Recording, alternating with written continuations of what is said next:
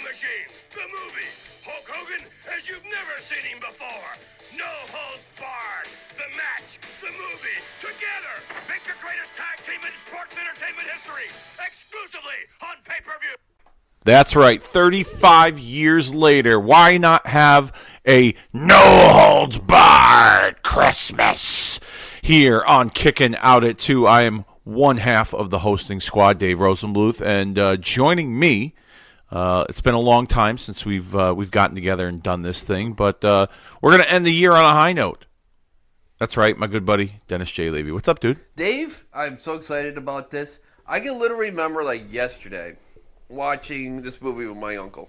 That I must have been 9, 10 years old. I don't know. I'm trying to do, what was it, 90 it came out? 1989, I believe. 1989? June Okay. 1st of 1989. I have all the stats so I was 9 years somewhere old. on my phone. I remember watching the movie. I'm going to get all that out shortly as you're continuing to talk. With my uncle. I was going to say, I watched the movie with my uncle. I just remember that being a 9-year-old kid, I looked at I think that would have been maybe my first movie, too, like non-Disney. Okay. I've ever seen, like, in a movie theater, and I remember looking at him and going, that was the greatest fucking thing I've ever seen in my life. And then he looked back at me and goes, he obviously thought it was a piece of shit. And he goes, yeah, that certainly was something, Dennis. Yeah. It's been on this journey that we have here with this podcast, you and I have talked about doing a watch along of this. Now, this is also a recreation of sorts of something that the WWF did in 1989. December 27th of 1989, we had No Holds Barred, the match and the movie, where if you ordered on pay-per-view, you got to watch the movie first, which starred Hulk Hogan, and then you got to watch the match, which featured Hulk Hogan teaming up with Brutus the Barber Beefcake against Macho King Randy Savage and Zeus inside of a 15-foot-high steel cage. So today, on this episode, we're going to recreate that in our own version with a special watch-along of the No Holds Barred movie, and then we're going to watch the match. I'll give you all the instructions on how to follow along and watch along with us, or if you just want to listen and hear us banter, that's cool too, but really looking forward to this. We haven't done anything like this before, watching an actual movie. So the movie runs about 90 minutes, and the match itself, I believe, is a 11 or 12-minute match. So this is going to go about 2 hours or so. So strap in, get your Christmas pajamas on, your cookies, have your little plate out ready for Santa, and enjoy a little bit of No Holds Barred, the match, the movie, 35 years later, presented to you by us here at Kickin' Out at 2. And before we do all of that, get into the holiday spirit with some special holiday-themed episodes of Kicking Out at 2, as well as all the other great content over at the Retromania Pro Wrestling Podcast Network by searching Retromania with a W on Podbean or any podcast platform available. You got this show, Kicking Out at 2, marking out the days with Kobe Nida, Gaijin Wrestling Radio, Origins of Attitude, Hulkamania is Dead, Cool Truth with AC, all kinds of great content over there, holiday or non-holiday. You can find it all over in the archives. You guys have been kicking ass with the archives. We all appreciate it. Just recently talked to Kobe. He's gearing up to start 2025 with some new content himself. So I'm gonna have the weight of the nostalgic pro wrestling podcast world taken off my shoulders just for a little bit, hopefully. And Kobe's gonna take over the reins. You'll still be getting content from us. Oh yeah, don't worry. You'll be getting plenty of content from us, as the year 2025 is going to consist of 95% of our content is going to cover year 2000, which is the last year in wrestling history where we had 3 major wrestling promotions all up and running: WWF, WCW, and ECW. And ECW and WCW were the 2 promotions that ultimately folded, one being sold to the WWF, that being WCW, in March of 2001. So this is the last full year that those 2 promotions were up and operating, as well as the WWF being on fire at that time. So we're going to cover all kinds of stuff. We're going to do special watch-alongs, recaps of pay-per-views, Nitros, Raw, Thunder, SmackDown, Sunday Night Heat, whatever you want to call it. We got all kinds of great content for you for 2025 as we cover the year 2000. We'll take a break every now and then with some stuff. WrestleMania season. This is going to be next year's going to be John Cena's farewell in wrestling. He's on his farewell tour, so I'm sure we'll have some John Cena content retrospective that we'll cover in 2025, and some other notable stuff that I think is worth covering that's not 2000 wrestling related. So be on the lookout for all of that in the coming new year. All right, so here's what we're going to do. Seeing as that we live in a digital age and we are, we don't have a DVD player anymore, Dennis and I will be watching this on my Roku TV. I ordered this off of the Fandango at Home app for $3.99 in HD. That movie goes 1 hour, 33 minutes, and 4 seconds. There's some, not commercials, but whatever the fuck they are. The opening credits, if you will. So I'm gonna give you guys a countdown. I might play the audio every once in a while for some classic lines in this movie, and we will go from there. So Dennis, are you ready? I'm fucking ready. All right, let's do this.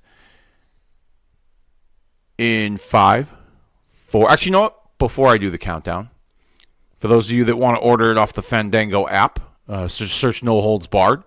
You can watch it in HD for $3.99, or if you have it on DVD, or if you own it digitally, you can follow along with us any way you like. Whether you want to YouTube it, I don't give a shit. But those are your options to follow us. So and watch along with us, if you will. So without further ado, in 5, 4, 3, 2, 1, I'm hitting play as we get the RLJ Entertainment logo here on the screen, as well as the I believe this is this the WWE logo for WWE? Nope, this is Image Entertainment here. Why don't I start here by giving you some info behind the scenes about the movie. This film was produced by Michael Rockmill and directed by Thomas J. Wright. It was written by Dennis Hacken, as well as Hulk Hogan and Vince McMahon, who was billed as the executive producer. Both Vince and Hogan got executive producer credits. This movie is owned by the WWE under a Shane Distribution Company copyright and was released by New Line Cinema on June 2nd, 1989. Released 7 years after Hulk Hogan's appearance in Rocky III. It was Hulk Hogan's first starring role in the movie. The plot is pretty simple. Rip Thomas, played by Hulk Hogan, is the World Wrestling Federation heavyweight champion, and his appearances on network television have been a thorn in the side of Mr. Tom Burrell, the head of the struggling World Television Network. Rip is a huge ratings draw, while WTN is the lowest-rated television network. The day after Rip's most recent title match against Jake Bullet, Burrell attempts to entice Rip into joining his network, but he refuses. All right, I'm going to stop right there. I'll go through the cast here. The cast in this movie: Hulk Hogan starring as Rip Thomas. Joan Severance stars as Samantha Moore. Kurt Fuller will play Mr. Burrell. Tiny Lister is played by Zeus. Mark Pellegrino is Randy Thomas. Bill Henderson is Charlie. Charles Levinson is Orway. David Paymer is Unger. Patrick O'Brien is Craig. Jeep Swenson, former pro wrestler, is Ludwig Perkins. Bill Eadie, Demolition Axe, who you'll see in this opening credit here, taking on Hulk Hogan. This took place at a Wrestling Challenge taping, as a matter of fact, where they filmed this movie. And just a little fun fact there that I had learned from the Bruce Pritchard show. Mean Gene Okerlund stars as himself, so is Jesse Ventura and Howard Finkel. Stan Hansen, WWE Hall of Famer, stars as Neanderthal. Joey Morella, the referee, playing himself. And here's a little Easter egg for you that you probably didn't know. Later on in this movie, you will see a very young Marcus Buff Bagwell. No freaking way. Yeah. I will see there. You see Demolition Axe. Oh my God! I knew Bill Eadie. I've been playing watching Jake movie Bullet. in 30 years, but I never knew Axe was in this. Yep, he was in this. So here's some box office numbers. This movie debuted at number 2 behind Indiana Jones and the Last Crusade with $4,957,052 in ticket sales. That's not bad. Hogan wrote in his autobiography the budget was about $8 million. Vince McMahon, who financed the movie, more or less broke even because of distribution fees. The final tally was $16,093,651 in ticket sales. They do inflation. It's probably like 30, 40 million. Yeah, I mean, those are low numbers considering today's standards of what people expect for opening weekend sales in movies, especially the movies that like The Rock has put out on Netflix and with the Moana and all the CGI and even the AI now involved in these movies. The the expectations are much higher in terms of ticket sales, which surprises me considering the digital age that we live in. So let me ask you something, Dennis. Here's a question for you. Do you think if this movie came out today that it would be more successful if it went direct to streaming or if it was in the movie theaters? That's a great question. Well, anything Hulk Hogan would be toxic, so it wouldn't sell at all. But today, that's true. All right, let's just say it's Cena Bomber in No Holds Bar. Yeah, probably put in streaming. I bet you make more money streaming than you would put like in. Like if it was like a Netflix or like an Amazon debut movie. Yeah. And with WWE's marketing machine currently, I can only imagine the kind of hype that it would have on television weekly between Raw and SmackDown and the pay-per-views. And I'm sure Cena would probably make an appearance on TV to promote the movie as well, kind of like what The Rock did. The critics of this movie were not very kind of this. 10% approval rating on Rotten Tomatoes based on 21 reviews. Film critic Brian Orndorff, not related to Mr. Wonderful Paul Orndorff, described the film as tremendously crude, unapologetically manipulative, and aimed directly at easily entertained 13-year-old boys. Michael Wilmington of the Los Angeles Times gave the film a positive review and wrote, "The movie never takes itself seriously, and director Tom Wright has fun with the wrestling montages. Hogan himself is an appealing screen presence, like a gallant teddy bear who goes berserk every 10 minutes or so." The Philadelphia Inquirer's Desmond Ryan remarked, "For months now, Dustin Hoffman and Robert De Niro have been sitting in their dens, nervously clutching their Oscars. They knew that an unprecedented challenge was looming to their preeminent standing among American actors, the arrival of Hulk Hogan in his first starring role in a movie." Rumor had it, and No Holds Barred confirms, that the great man would do a love scene and even essay an emotional breakdown at the hospital bed of his crippled brother. There's no limit to what Hulk can do on stage and screen. After all, who's going to summon the nerve to tell him he can't? He may one day want to try Hamlet, and I could see the billing now. Hulk Hogan versus Felonious Polonius. There you go. But from what I hope is a safe distance, let me point out a few things about Hulk's work in No Holds Barred. It needs work, Hulk. To watch him is to behold the craft of acting placed in a half Nelson and gleefully choked to death. Wow, they're really killing this.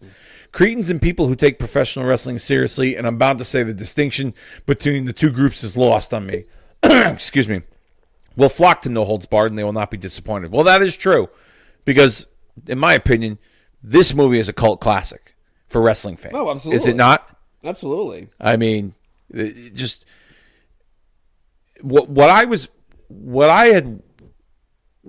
say baffled about, but what I was wondering all these years, okay, was the fact that why didn't Hulk Hogan star as Hulk Hogan in the movie?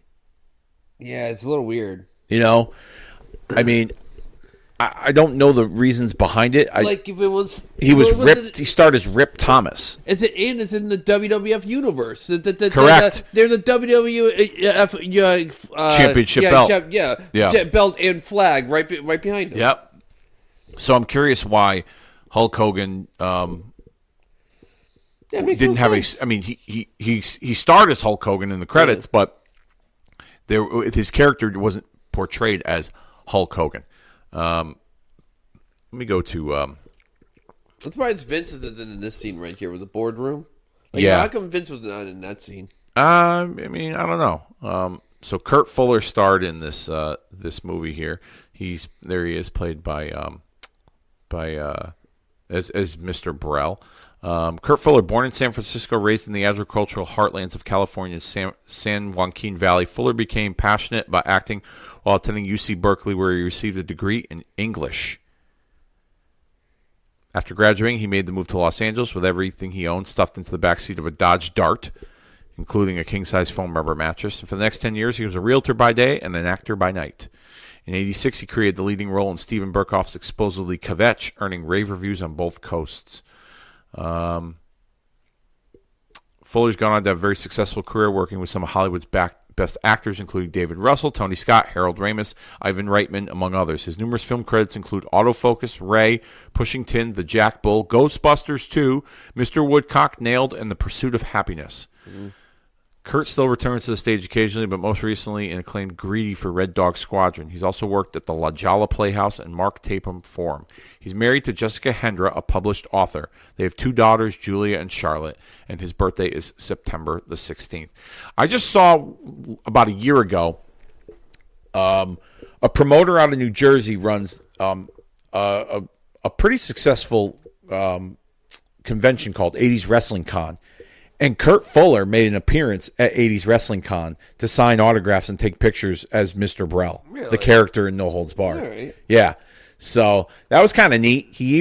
I saw a picture of him from that convention, and he was wearing like a satin, like starter No Holds like a bomber jacket with like the No Holds Barred logo, the light blue, like the black, like kind of like the Rip Thomas colors in the movie. And coming off of that appearance, there was a group on social media that I follow called Grapplers and Gimmicks, and they make action figures, Hasbro-style action figures, and they made an action figure of the Mr. Brell character to go along with the Hasbros, which is kind of neat. Yeah, and the action figure world is kind of going into those deep cuts of those names that you don't normally see. Now, I had heard a story on the Bruce Pritchard podcast that there was an idea thrown out there for SummerSlam that year that saw this guy playing Kurt Fuller playing Mr. Brell appear in the corner of Zeus and Randy Savage against Hogan and Beefcake in that tag match.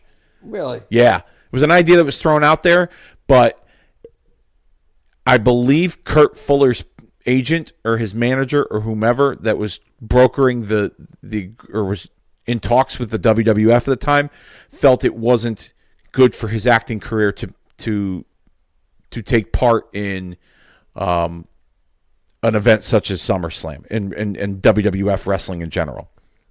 So, but that would have been kind of interesting if he, got involved and he came out with Zeus, you know what I mean? Like to kind of recreate the movie, because at least from my perspective on television in the WWF universe, as you described it earlier, it was portrayed, and that there was some real animosity that was eventually going to carry over to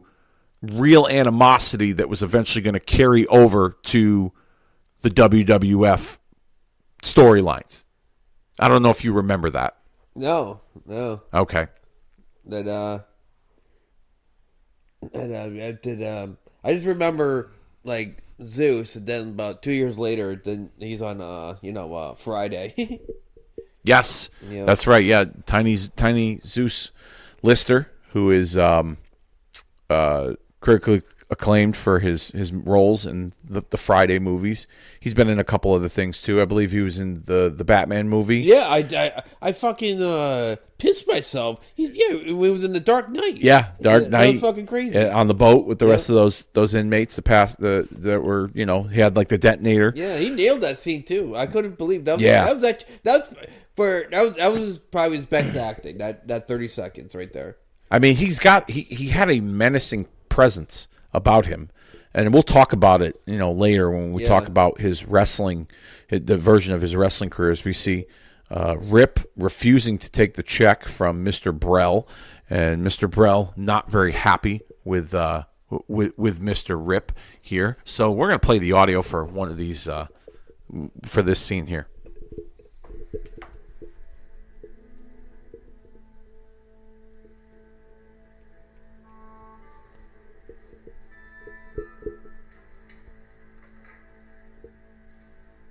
Is Hogan gonna take the check?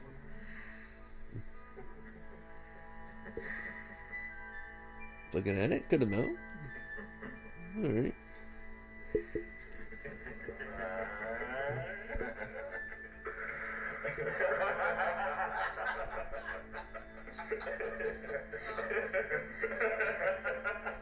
Oh my God!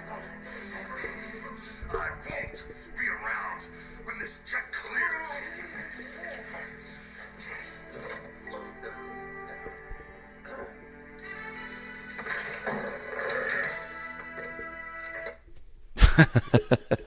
So this is the beginning of the of one of the more infamous scenes where you see here Rip, in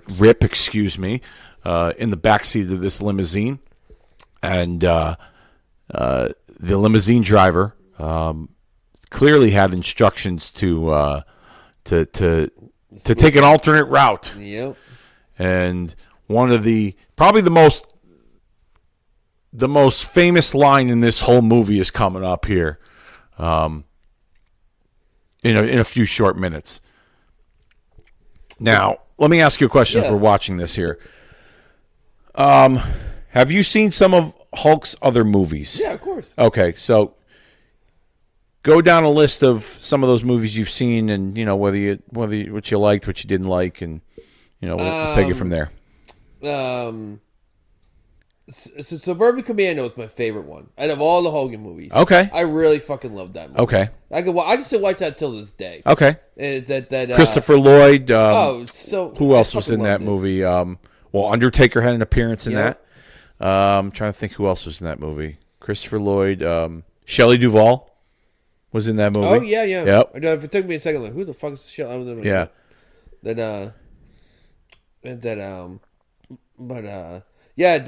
Suburban Commando is my favorite. Norland Bar is probably my second. This is your second? Yeah. Okay.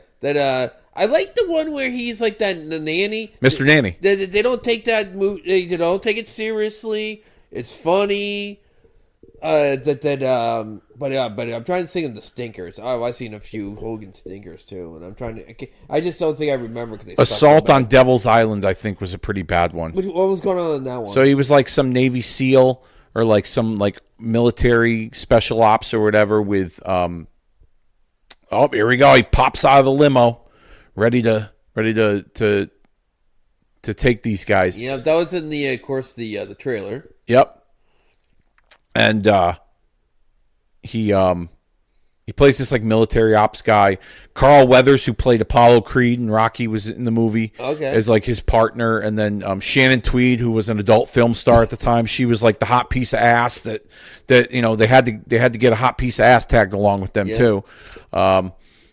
That was pretty bad. That was like a TNT made for movie, like a straight to TNT movie. This was when he was in WCW. All right, it sounded like Good Trouble in Thunder in Paradise. So well, then there was the TV show Thunder in Paradise, which for me that's a guilty pleasure because that show used to come on. They made a movie out of it first. Thunder in Paradise was eventually a movie, and then they turned it into a television show with Chris Lemmon, son of legendary actor Jack Lemmon, and I believe, what's her name? She was a supermodel at the time. Carol Alt, I want to say was her name. She was part of the show as well. And but you got all kinds of wrestling cameos at the time. I believe Sting had a cameo on there. Beefcake, Jimmy Hart. Anything Hogan did, Beefcake was a part of it. I'm actually kind of surprised Beefcake wasn't in this movie, considering how attached to the hip he was with Hogan. All right, here we go. Well, I'm going to play the audio for this because this is the classic line that if we shut the movie off right now, I think everyone would go home happy. So here we go.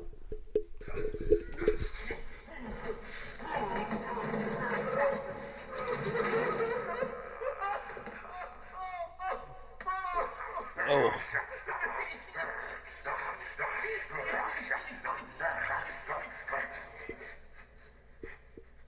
What's that smell?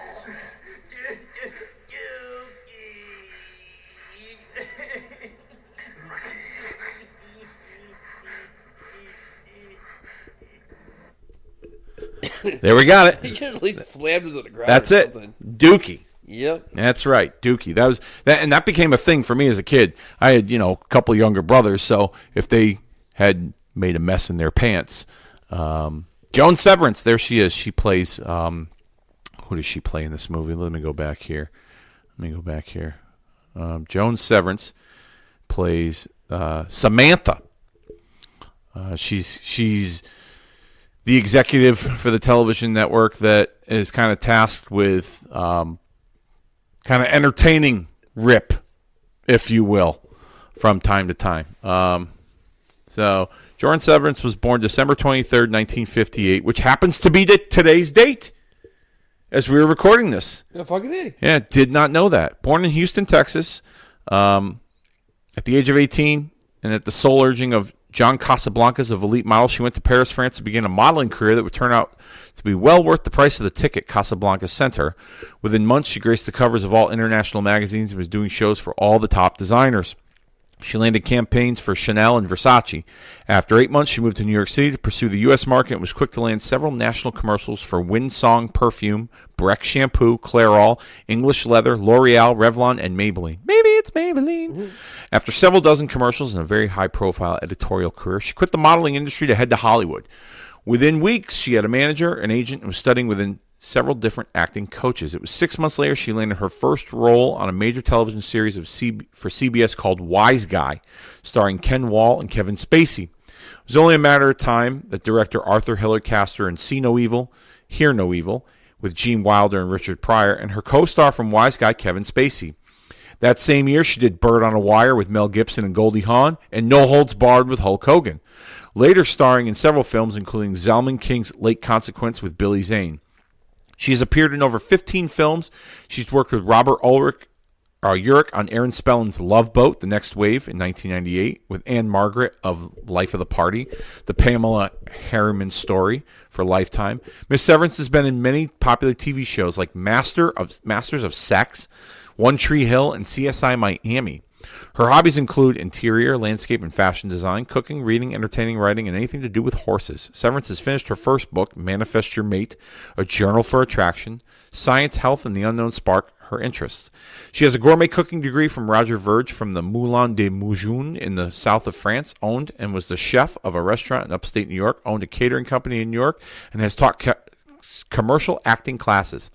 Miss Severance has a bachelor's degree in natural health. She desires to develop a television talk show aimed at a younger audience about alternative and holistic lifestyle choices.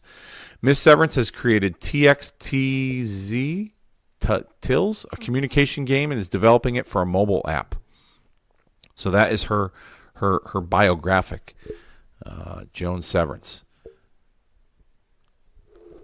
As we see her here in the French restaurant with Hogan's fucking suit is fucking fantastic. Yes, indeed it is. Indeed it is. I like the white on Hogan. As much as everyone associates him with the red and yellow, there's a lot of white that I was thinking that NWO healed, like you come out with that as a change. Well, you had to go with the black. I mean, he did incorporate a little bit of white into that NWO character, like later on in the latter part of WCW with like the white boots with the flames, and I like this scene here because the waiter treats him like some big Neanderthal. Meanwhile, the chefs and everybody know who he is, and they're like friends with him because he's actually a pretty classy and sophisticated guy outside of the big bravado of being a wrestler. Yeah, I thought that was kind of funny. Little things that I didn't touch on when I was a kid watching this that I see now that makes me appreciate this more. Not because it's a Hulk Hogan film, but just the dialogue and some of the content. You know, what do you think about it? Does this movie age well? No, absolutely not. Okay. It's stuck in the 80s. And that's okay with that.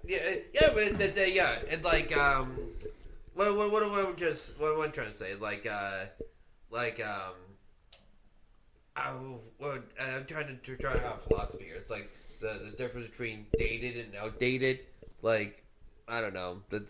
Get that microphone a little closer to you. Gotcha. But anyway, it's definitely an 80s movie that's stayed in the 80s, if you know what I mean by that. Yeah.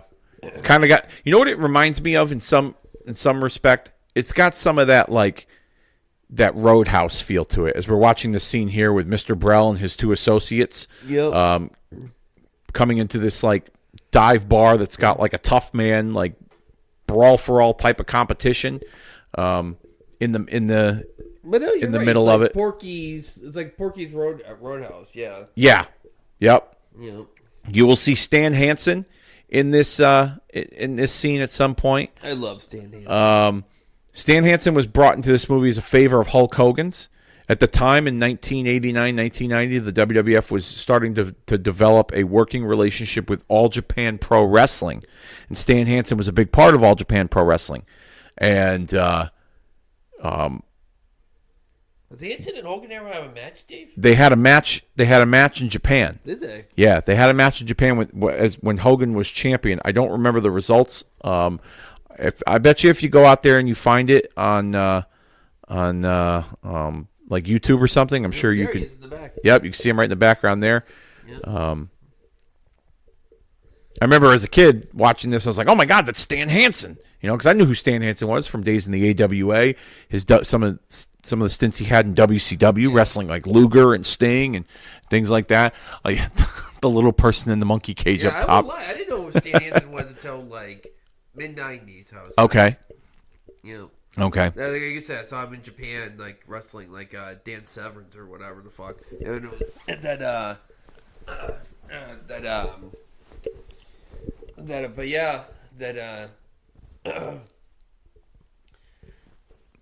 So we see Charles Levin and David Paymer. They're the two assistants there for the Mr. Brell character. Charles Levin plays Ordway. David Paymer plays Unger.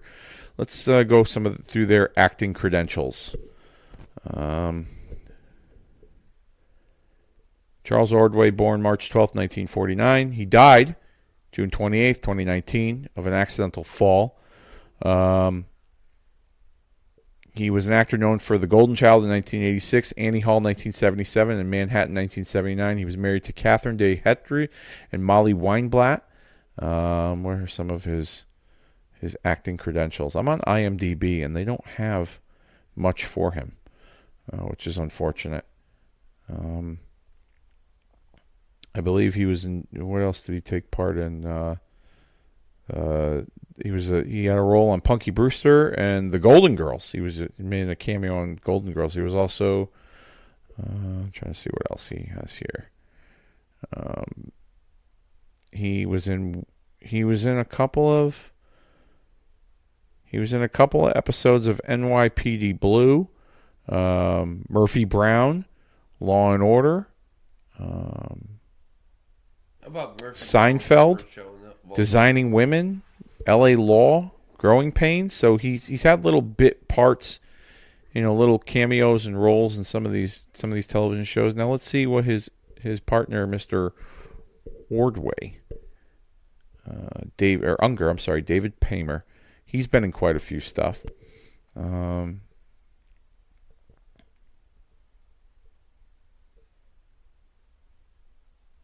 See his acting credentials here.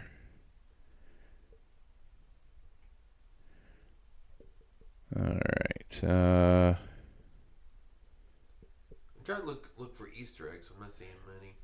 Yeah, right now, I don't think you will. Look at them. They're just like enamored with like all the chaos that's going on in this. Yeah. I'm trying to look at his profile here. We could have made the ring a little bit bigger.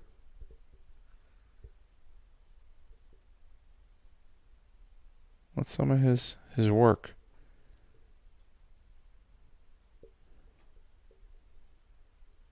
All right, Paymer received Golden Globe nominations for Mr. Saturday Night and for HBO's Crime of the Century. He became a hyphenate in 2002, directing the acclaimed comedy short Kansas City Hospital for Showtime. He has since directed over 60 episodes for broadcast television, including such hits as Grey's Anatomy, The Mentalist, Brothers and Sisters, Medium, and The Unit. He's also producer and director on the CW series Heart of Dixie. He resides in Santa Monica, California, with his wife and two daughters. He was involved in. He played a part in Steven Spielberg's Amistad, Robert Redford's Quiz Show, Oliver Stone's Nixon, David Mamet's State of Maine, Steven Soderbergh's Ocean's 13, and Sam Raimi's Drag Me to Hell. Do you remember him in The guy in the glasses here. Remember him in Ocean's 13? No. He was the like the rich guy that like they tasked the hotel to like contaminate his room, and he was like sick, and he was supposed to give the hotel a rating. Yep. Yeah, we got attacked by the bed bugs. And he goes to a restaurant, but it said reservation only. Yeah. Yeah. Yeah. Yep. I do remember that. Yeah.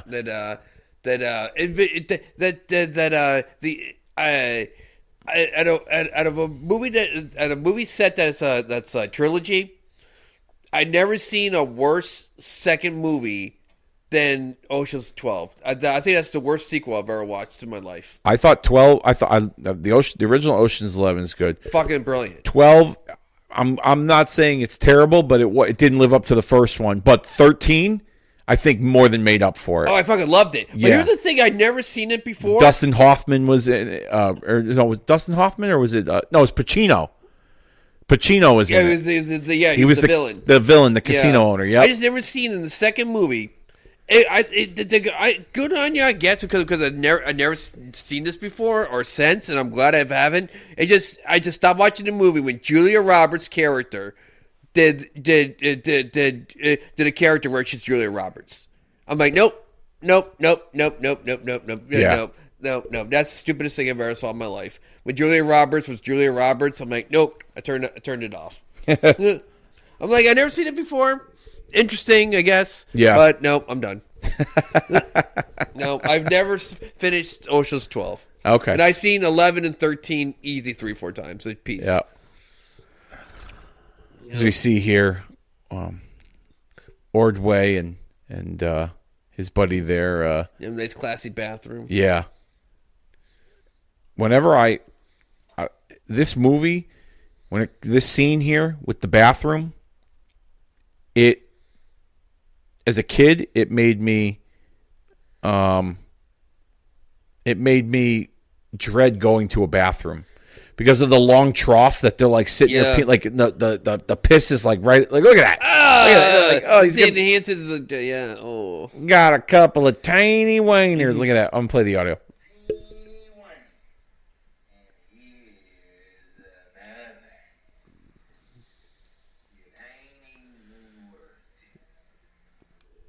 Got a couple of tiny wieners. This might be a little too much information, but I'm going to tell the story anyway. Oh boy! Anyway, once upon a time, I was watching a porn, and in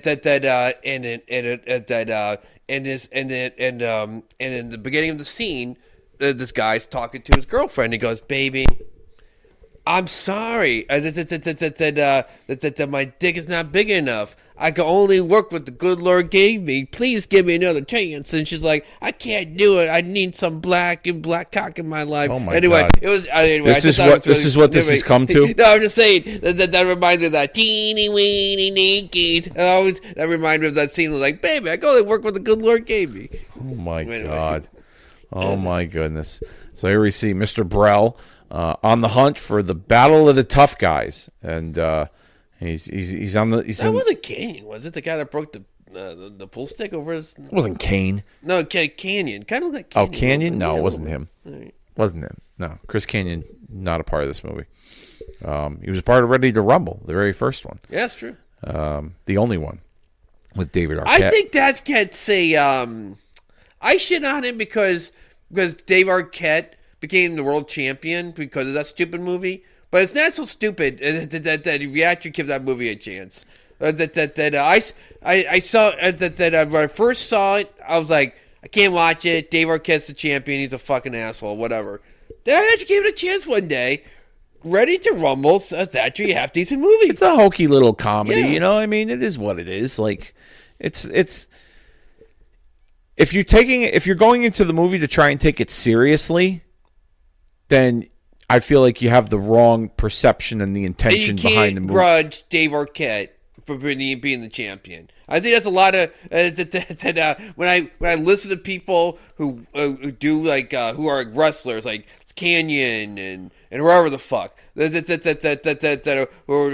like Diamond Dallas Page they're like they shit on the movie because Dave Arquette was the WCW World Champion. But you take that away, you actually watch the movie, it's not so bad. You know, here's the other thing too when it comes to him being the champion.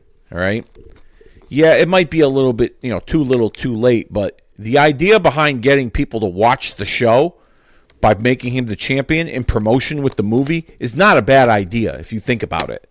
I mean, it intended to get eyeballs on their product, whether the show was good or not. Yeah. The intention behind it was to get eyeballs on their product. Getting people to to watch the show because Arquette's the champion who starred in the movie, it's really not a bad idea. I think the negative perception it gets is because WCW's programming at that time was in the toilet. What people don't know, and I mean it's been put out there, the diehard wrestling fans or hardcore wrestling fans like myself, I've been privy to this information for years, but David Arquette donated all the money he made from his work in WCW to Brian Pillman's family. That's pretty cool. To his wife at the time, who's no longer with us. She died just in the last year or two, I believe. But donated all that money. Didn't need the money. Yeah. I mean, he was married to Courtney Cox, who starred in Friends, and she was making God knows how much an episode. As we see Zeus making his appearance here, and this is the big dramatic scene as he's marching into the. That's not. You can't tell me that guy with the eye patch doesn't look like Canyon. It's not Canyon, dude. I'm saying he looks like him. Okay, maybe he does. I don't know, whatever. But it's not him. All right, let's get to Tiny Lister's movie credentials here. As I'm on IMDb, Tom Lister Jr. I'll read his bio. Born June 24th, 1958. Died December 10th, 2020 of heart disease. That's right. Yeah, I didn't know that. If you ever wanted a 6'5", muscle-bound, broad-shouldered, shaved-head actor to play a terrifying bodyguard, a soldier of fortune, or a fearsome gangster, then Tommy Tiny Lister Jr. was your man. The basketball player turned actor who notched up appearances in roughly 132 films. First popped up in roles such as a prison guard in Runaway Train, Andy Garcia's bodyguard in 8 Million Ways to Die, and Power Booth's bodyguard in Extreme Prejudice. Hardly diminutive, 6'5", Lister was not just a recognizable figure on screen, but also a highly accomplished actor. Originally a professional wrestler known by the name of Zeus and Z-Gangsta, Tiny left wrestling in the mid-1980s to pursue an acting career. He worked with some of the best actors and directors in a wide net of genres, from thriller to science fiction, drama, and comedy. Let's see what else he made his feature debut in the film Runaway Train with John Voight and spent the next few years learning the craft and appearing in films heavy in action and talent, 8 Million Ways to Die with Andy Garcia, Beverly Hills Cop 2 with Eddie Murphy, and No Holds Barred in 1989 with Hulk Hogan. In the 90s, Tiny expanded his resume, continued to make his mark in films with the best in the business. He joined Johnny Depp and the legendary Marlon Brando in the quirky Don Juan DeMarco, and worked with director Quentin Tarantino and actor Andy Garcia in Things to Do in Denver When You're Dead. He would later work again with Tarantino and Jackie Brown in 1997. Lister's 1990s career benefited from the decade's surge in African-American filmmaking, beginning with his starring role in Mario Van Peebles' Western film Posse in 1993, in which he was thrilled to star with his childhood idol Woody Strode. In a move that was sure to cement his popularity with young audiences across the country, Tiny went on to star as neighborhood bully Debo opposite Ice Cube in the cult comedy Friday, reprising the role for the successful sequel Next Friday 2000. After appearing in comedian Martin Lawrence's A Thin Line Between Love and Hate, Lister played a supporting role in Ice Cube's directorial debut, The Players Club, and appeared in Master P's I Got the Hookup music video. He also starred in a slew of B-horror films, including Soul Keeper, Hellborn, and Dracula 3000. Tiny continued with his wide, often electric range of roles and expanded on his original fierce bodyguard roles to include comedic and rather quirky performances. He played the president in director Luc Besson's science fiction epic The Fifth Element opposite Bruce Willis, and worked with Adam Sandler in Little Nicky. What the hell were they doing in The Fifth Element? Do you know? I don't remember that. Jeez, I don't remember that either. As well as Mike Myers in Austin Powers in Goldmember. He joined Dustin Hoffman, Andy Garcia, and Rachel Weisz in the crime thriller Confidence in 2003. Tiny worked with some of the greatest directors, Quentin Tarantino, Luc Besson, and John Frankenheimer. Many of our most noted actors, Marlon Brando, Samuel L. Jackson, Johnny Depp, Peter O'Toole, and a good share of the top talent in wrestling and rap, Hulk Hogan, 50 Cent, and Tupac Shakur, respectively. His wrestling exploits can be seen on WWF SummerSlam 1989, Survivor Series 1989, and WWF Superstars. However, it was Tiny's devotion to ministry and public speaking that made the biggest impression, along with his wife, Felicia. Tiny ministered across the country, reaching out to troubled youth and sharing his powerful testimony and inspiration in churches and schools. Now, let me just sidebar for a minute. Imagine this big bastard going to a church and telling kids not to get in trouble and stay out of trouble. I mean, just by looking at him, you would be in fear of getting in any kind of trouble whatsoever. Yeah, I don't get it. You know, don't do drugs. Yeah, no problem, dude. Stay in school. You got it, pal. Straight A's for me. Like, you know. Tiny Lister may not have been an A-list star, but he was certainly one of Hollywood's most instantly recognizable and busiest character actors until his death in December 10th, 2020 in Marina Del Rey, California. He was 62 years old. So, big Zeus, Tiny Lister, as we saw in that scene there, pretty much cementing his dominance. And showing, you know, he's the big obstacle that Rip Thomas is going to have to get around. Is the television executives are in this meeting here with the Mr. Brell character, pretty much voicing their displeasure of the violence that this broadcast brought, and the critics and the backlash that it has brought their television network. And you know, he's just a ratings hungry, money hungry television executive that is out to stand atop of the television world. Sounds like that was trying to be like the Vince McMahon character. That's exactly what this was. That there's no way that this wasn't a Vince McMahon character portrayal without Vince McMahon, you know, playing the part. Like you said earlier, I'm kind of surprised Vince wasn't a part of this, but at the time, in 1989, they didn't, you know, publicly, the WWF didn't want us to believe that Vince McMahon was the owner of the WWF. He was just an announcer. So I'm guessing that's probably the reason why they didn't have Vince McMahon portray that character in the movie. Plus, I mean, Vince helped write it. He had an executive producer credit. I'm sure he had some input directing it and things like that. The story I heard regarding Vince's role in this was that him and Hogan stayed up for 2 days and locked themselves in a hotel room to pretty much write the premise of this story, of the Rip Thomas character, you know, and his obstacle with the Zeus character here.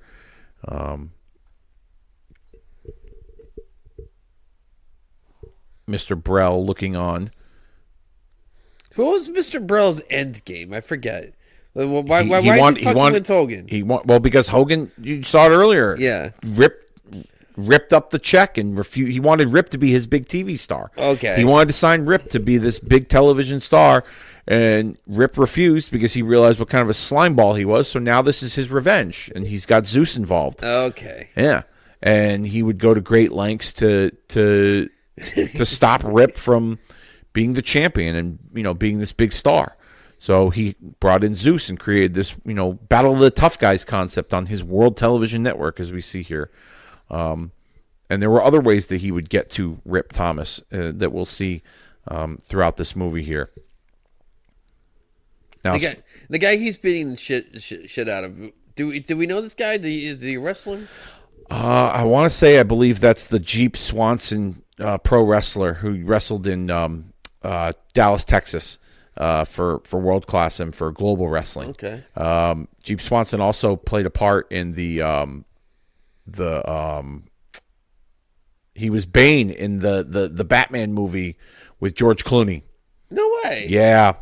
That was the shitty Batman movie. Yeah, but still with Clooney as the Batman character. Yeah, that was really bad. He played Bane in that movie. Yeah. Jesse Ventura was also in that movie as like a police officer or a prison guard, one of the two. Oh yeah. Briefly, it was like 1 or 2 lines, I believe he had in the movie. Yeah, yeah. Arnold Schwarzenegger was Mr. Freeze. Yep. Samantha on the 1980s car phone. Looking to. Did you know anyone that had a car phone? I didn't know anybody. I don't remember who I knew had a car phone, but I knew somebody had a car phone. Okay. I don't know if it was a relative or it was a friend's parent that had a car phone, but the young man that is shaking her hand here is Randy, he's the brother of Rip Thomas. He is played by Mark Pellegrino. Let's go through his biography. Mark Pellegrino was born on April 9th, 1965 in Los Angeles, California.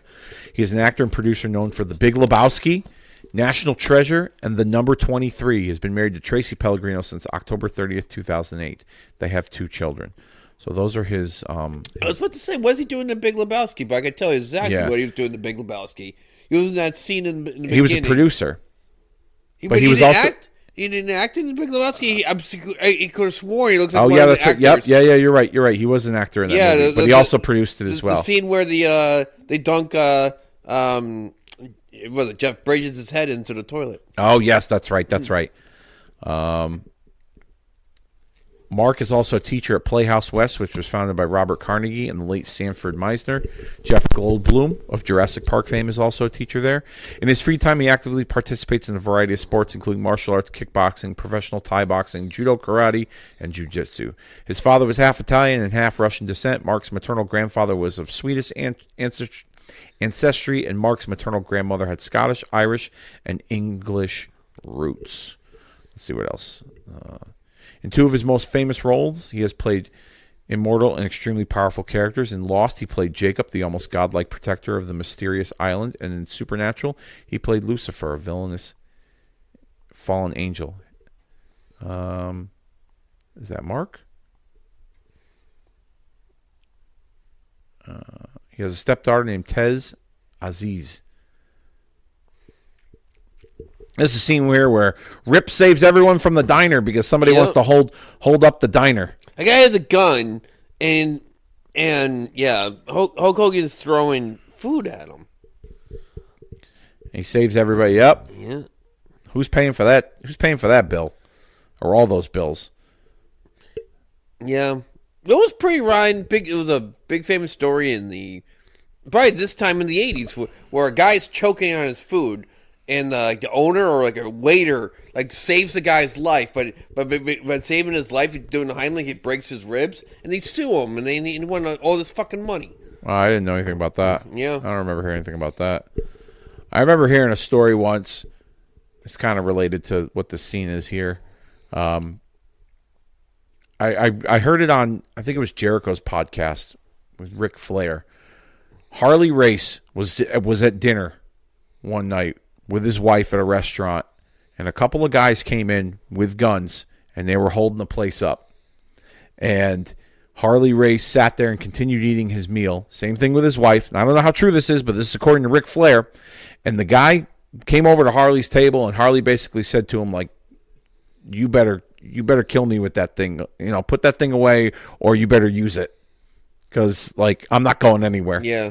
And I think Harley ended up getting in a fight with 2 of them. I don't know if that scene was inspired by the interaction that Harley Race had with these 2 people that were trying to hold the place up. But the story on Ric Flair's podcast on Flair's interview on Jericho's podcast was that they were holding up everyone. Harley Race didn't flinch, didn't budge, and he pretty much told those guys, use it or lose it. And they lost.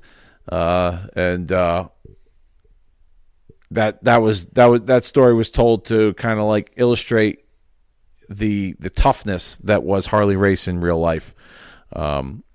Which there's another great Harley Race story involving Hulk Hogan that I could share as we're watching this scene. They're in the hotel. Hogan's got they only got one bed, so they're gonna separate. And Hulk Hogan brought his wrist tape because he never leaves home without it. Rip Thomas, excuse me. He draws up curtains and et cetera, et cetera. And so, so when the WWF was starting to get big, they were running in different people's territories. And one of them was Harley Race's territory in Kansas City. And so, I guess, according to Ric Flair, and Hogan's kind of told this story too, WWF was running Kansas City the same night as Harley Race in a different arena. And Harley Race was the promoter of the Kansas City show, and the main event was Ric Flair and Bruiser Brody for the NWA title. Yeah. And Flair sees Race put his 9mm in the back of his waist of his pants, And he says, where are you going? He goes, I'm going across town. He knew exactly where he was going. He was going to go confront the WWF guys, namely Hogan. Because Hogan, I guess, went on TV to advertise that WWF was coming to town and said this is the only wrestling in town, the real wrestling or whatever. You'll see the real world champion, Hulk Hogan, in the WWF. So Harley Race took offense to it. So he was going to pretty much going to go confront Hogan across town. So Flair says, what do you want me to do about the finish? It's me and Brody. So Harley Race says to him, he goes, Rick, you tell Brody you're going over. It's an hour Broadway. If Brody's got a fucking problem with it, he can deal with me. Because at the time, Brody was a very shrewd businessman. Nobody went over on Brody. So Harley Race goes across town.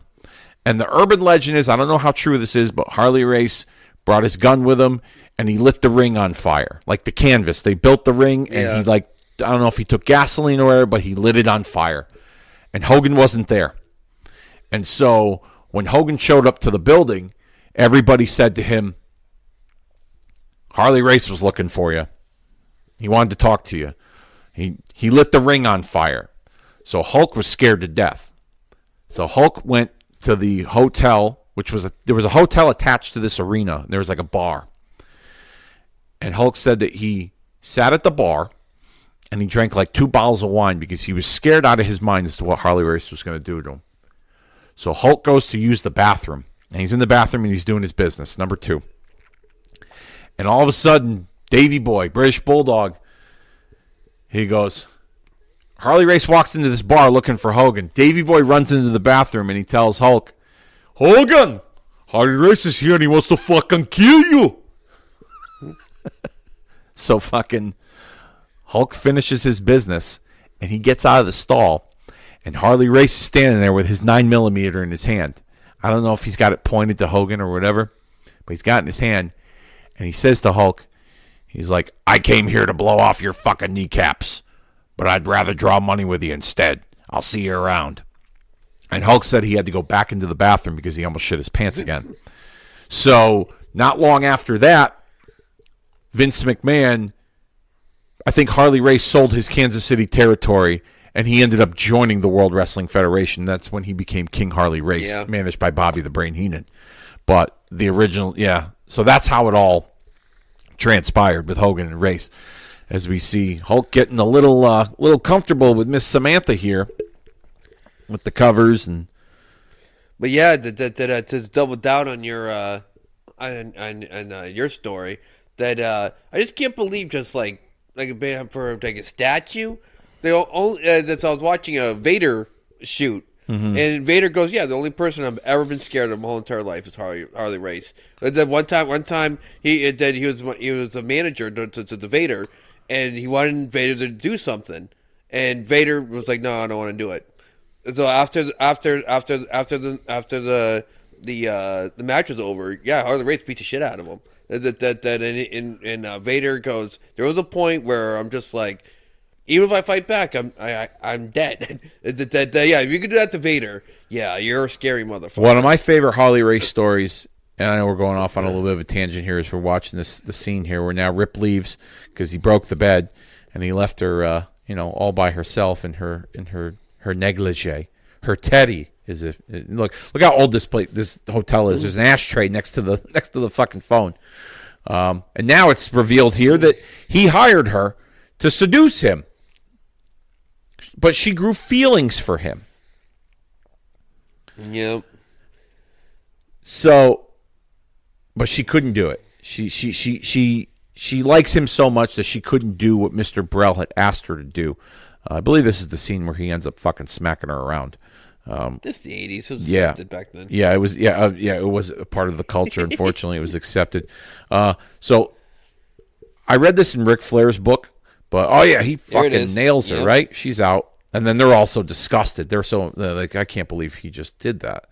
And then she leaves, and he really, very dramatic. He just like presses himself up against the door, and he sees his 2 associates. They're just so they're so bewildered at what they just witnessed. Yep.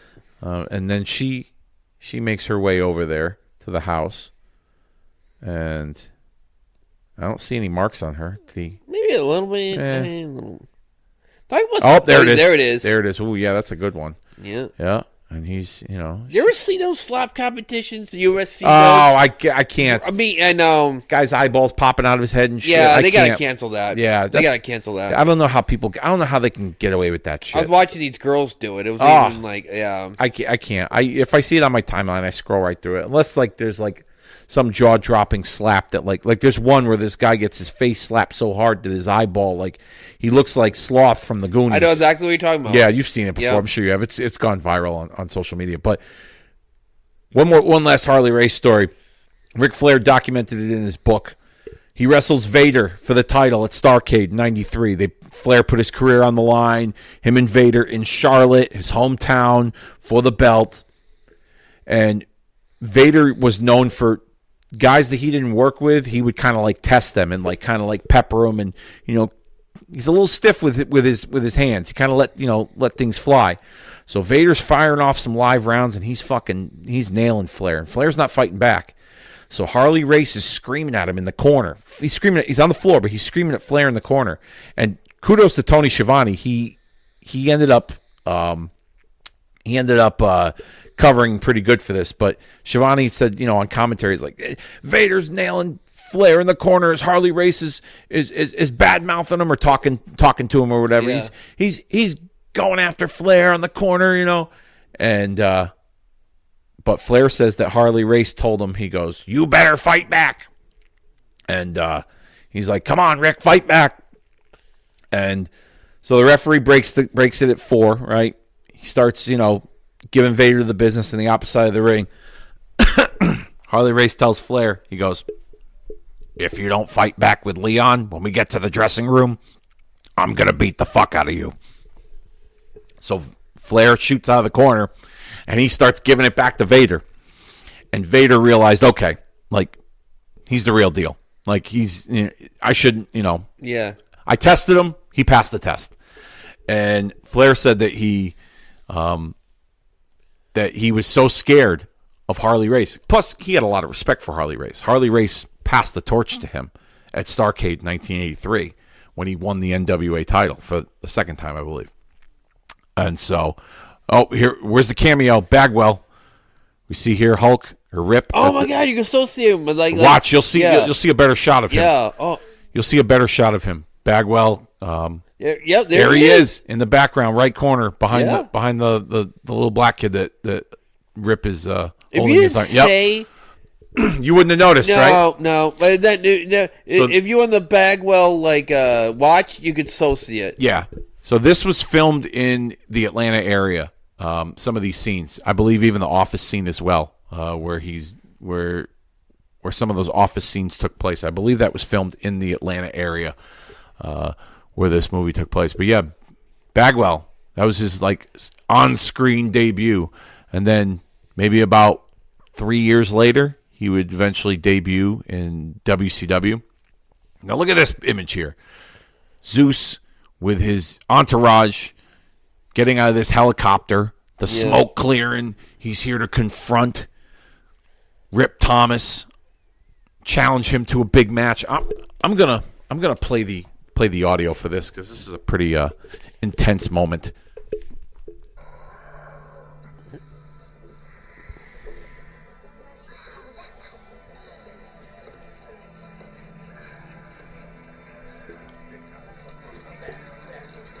All right, we're rolling. Sounds good. That's me.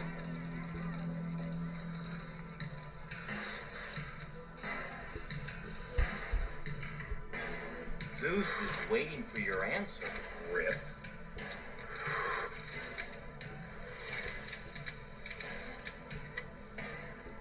Well, gentlemen, I think we just got our answer. Rip, refuse the challenge. Rip, back down from Zeus. Zeus, the undisputed champion of the world.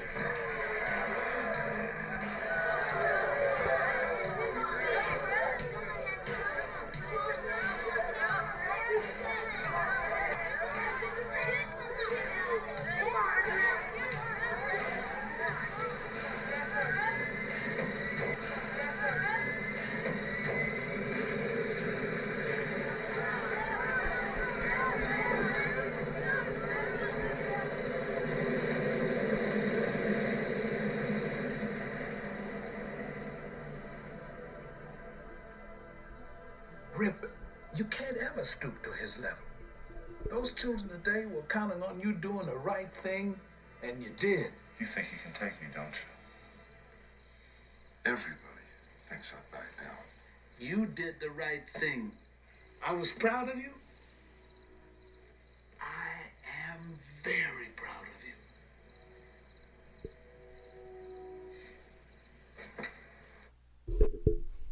you. Why did they have Hogan wearing baby blue? That was the only thing. Here's this menacing.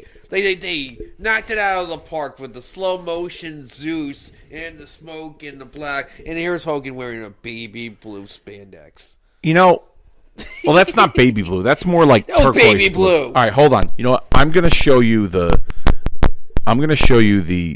no holds barred figure that I have. So I'm gonna put my mic down for Okay. just a moment as we see Hulk or been Rip, saying- excuse me, on his motorcycle as this guy is accosting Samantha.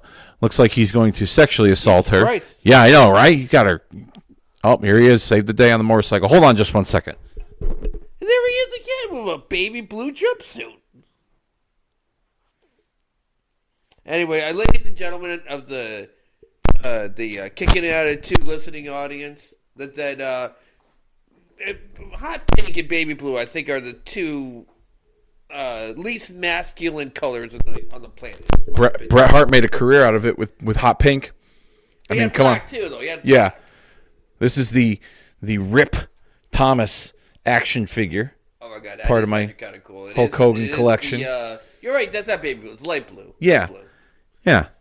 See, it's and you want to know something? Before he really stuck with red and yellow, Yeah. he was wearing a lot of blue and white as a part of his. Did he like give me like a big match where he wore blue and white? I think one of the early Saturday Night's main events when he wrestled Terry Funk. Really? Yeah. Huh. Yeah. Oh my god, you're so right. No, and I'm not giving you lip service. I think I could- I'm going back. But I love that match. I'm glad you clarified. You're not giving me lip service. No. I'm just saying. I remember we had a conversation on the podcast of like most underrated Hogan matches. Yeah. Yeah, that Terry Funk fucking fantastic match. Yeah, baby blue or blue. Yeah, definitely. Yep. See, I didn't mind the blue on him. I mean, I was used to red and yellow, but like over the years, I've seen a lot of older matches where they incorporated the blue, and it didn't look bad on him. You know, with the tan and the white. I mean, I love this figure here with the white WWF Championship It's belt. pretty cool. Yeah, It's pretty cool. yeah. The No Holds Barred special that came out during San Diego Comic-Con weekend a couple of years ago, which like sold out instantly. I ended up having to find this on eBay. That's like Duke the Dumpster Drozy, isn't it? No, that's not. Look how fat that guy is. Yeah, you're right. That look like Duke the Dumpster Drozy. Ate Duke the Dumpster Drozy. Yeah. That's that. Yeah, come on now. So there's Rip's brother. Well, that's Rip's brother's friend, but there's Rip's brother there. He came to confront Zeus because that was such a smart idea. He's being the heroic younger brother with his Rip Thomas T-shirt, his Rip 'em T-shirt. Yep, he chases them all the way. Look at this, Mr. Burrell basking in the That's Burrell, a tall motherfucker. Yep. That's Burrell, a tall motherfucker. Yep. Oh, there they go. Oh, this is it right here. Yep. They bumped into. We're getting to that point. All right. Security that's grabs him. right. Oh, we got Rip security. Oh, that's right. Grabs him. Oh, we got Rip fans. What was it? Handicap match, right, against Zeus? Well, not really. We'll play the audio for this. Here we go.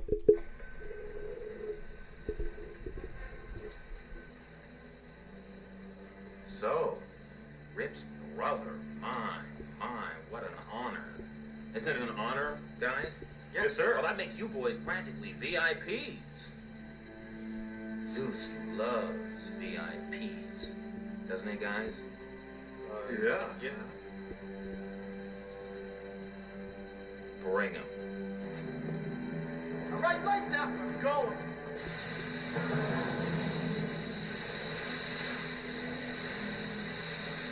man. Let go.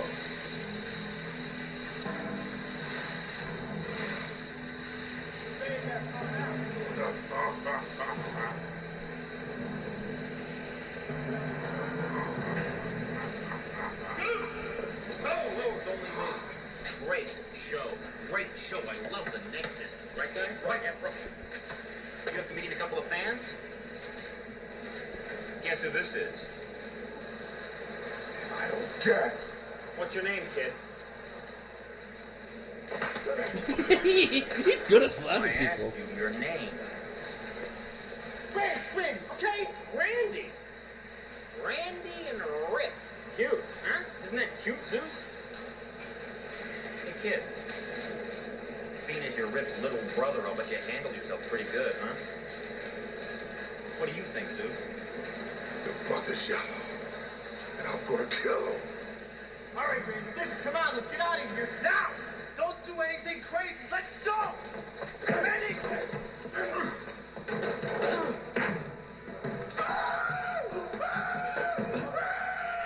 He's doing the mankind scream.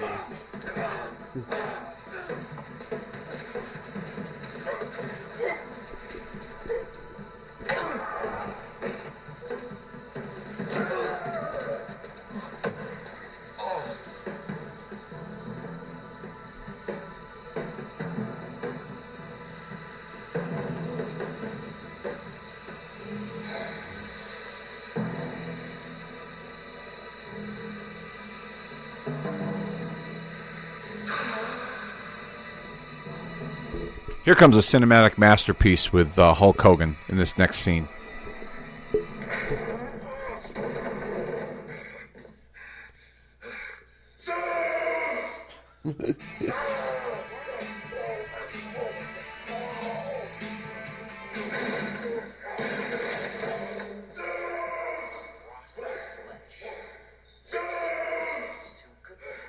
Rip said the worms are too good for you. You hear, Zeus? Rip said the maggots will gag on your rotten flesh. So what are you gonna do about it, Zeus?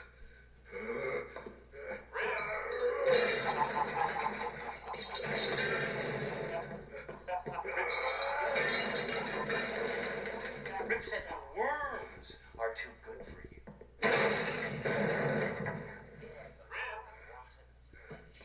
He's waiting for you.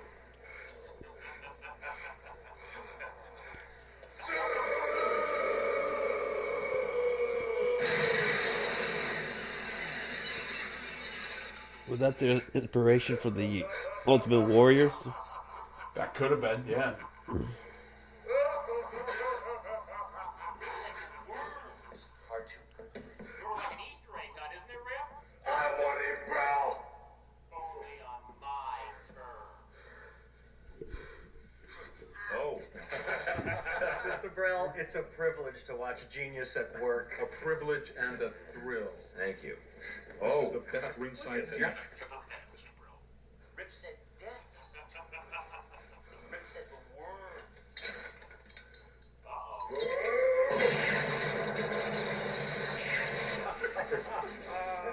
Oh, my.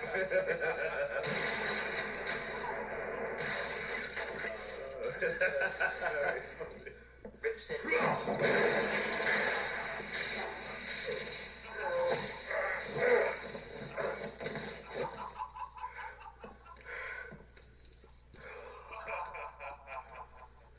I've seen temper tantrums before, but this is really something special.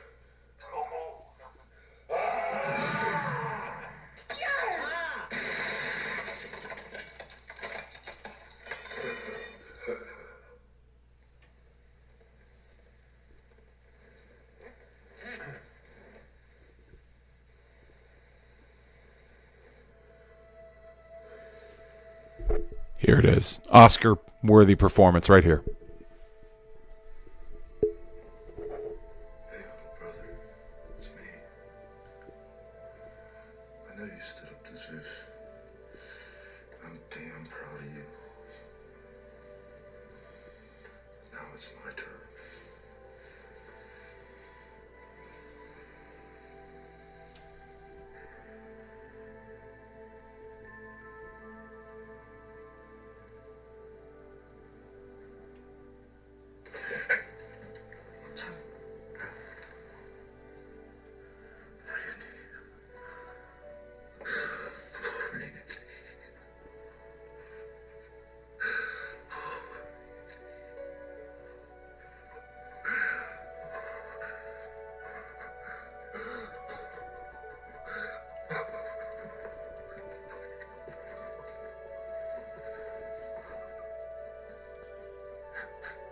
See the tears flowing? Yep.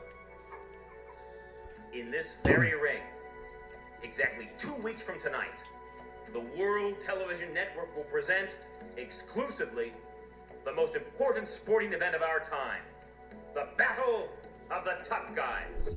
All right. So I was going through like my Rolodex of has any wrestler ever won an Academy Award? Not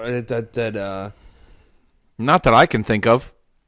The only one I could ever think of should at least been mentioned is Roddy Piper and They Live. Other than that, I don't know. I don't recall. That was phenomenal. That was a unbelievable. I can't get over how good of acting Roddy Piper. Yeah, that was a good. Yeah, and that was like his first movie, I believe, if I'm not mistaken. One of his very first. Yeah, I don't recall a wrestler winning an Academy Award. The only thing closest to that, I think, would be when he wasn't a wrestler, but he portrayed a wrestler, Mickey Rourke. Yeah, but in the movie The Wrestler, they were. It was wrestler, not The Rock. Yeah, no, I know, but I'm just saying that the closest thing to that I want to say is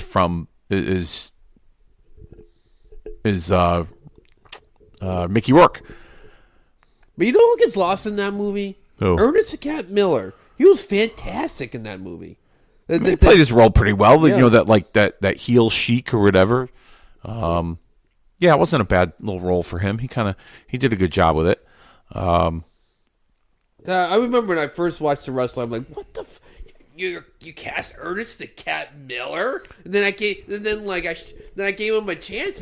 I thought he did fantastic. Yeah, I mean he played his role to a T. I mean, you need wrestlers to kind of develop that. So this is pretty much the final final here we go. The big act for the next 15 20 minutes or so, as we see Rip defending his World Wrestling Federation Championship against Zeus. Yep.